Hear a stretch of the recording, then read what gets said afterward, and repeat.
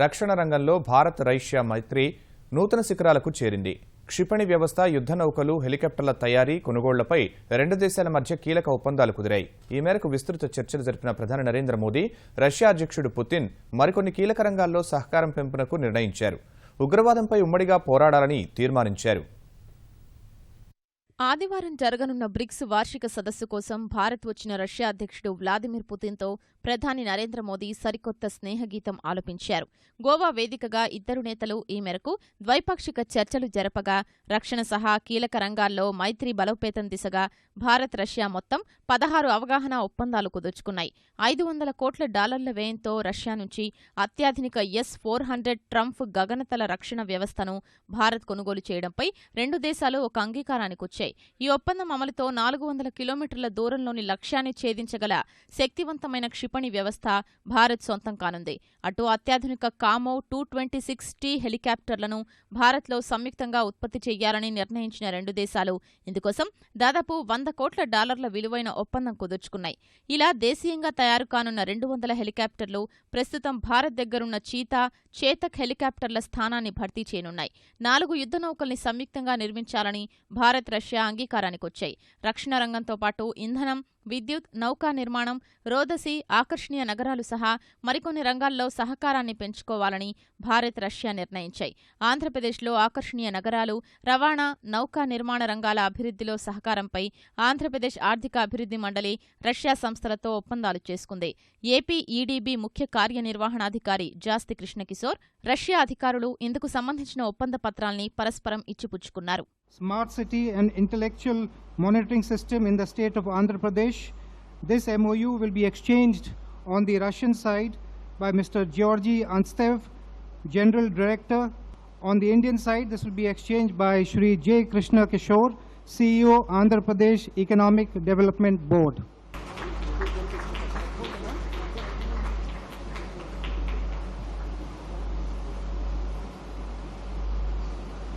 The second agreement is a MOU between United Shipbuilding Corporation and the Council of Economic Cooperation of Andhra Pradesh.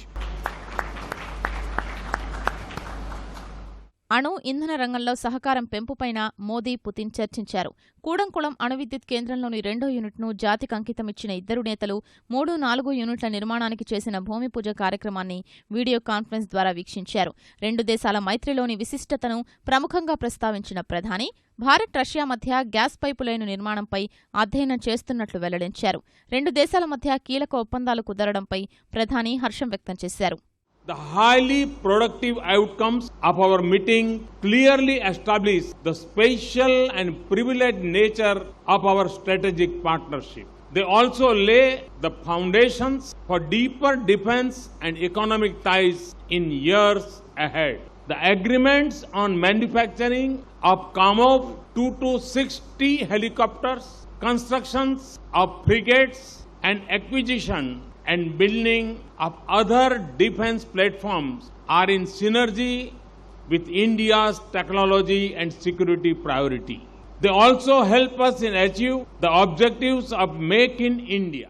Bharat Russia మధ్య వాణిజ్య బంధం బలోపేతంపైన పుతిన్తో చర్చలు జరిపినట్లు మోదీ వెల్లడించారు. Business and industry between our two countries is connected more deeply today. Trade and investment ties are on the upswing, and with President Putin's backing, we hope to fast-track India's association with Eurasian Economic Union Free Trade Agreement. Our efforts for early setting up of the investment fund of $1 billion between National Investment and Infrastructure Fund NIIF and Russia Direct Investment Fund RDIF will help advance our infrastructure partnership. ప్రపంచ శాంతికి సవాల్ విసురుతున్న ఉగ్రభూతంపై కలిసికట్టుగా రాజీలేని పోరు సాగించాలని Bharat Russia తీర్మానించినట్లు ప్రధాని మోదీ వెల్లడించారు. Russia's clear stand on the need to combat terrorism mirrors of our own. We deeply appreciate Russia's understanding and support of our actions to fight cross-border terrorism that threatens our entire region. We both affirm the need for zero tolerance in dealing with terrorists and their supporters. President Putin and I noted the similarity of our views on the situation in Afghanistan and turmoil in West Asia. We also agree agreed to work closely to respond to the challenges posed by the unsettled nature of the global economic and financial market. Our close collaboration at the United Nations, BRICS, East Asia Summit, G20, Shanghai Cooperation Organization makes our partnership truly global, both in its scope and coverage. అధునాతన సాంకేతికతను సంయుక్తంగా అభివృద్ధి చేసి రెండు దేశాలు లబ్ధి పొందేందుకు వీలుగా శాస్త్ర సాంకేతిక కమిషన్ ఏర్పాటుకు భారత్, రష్యా అంగీకరించాయని ప్రధాని మోదీ వెల్లడించారు.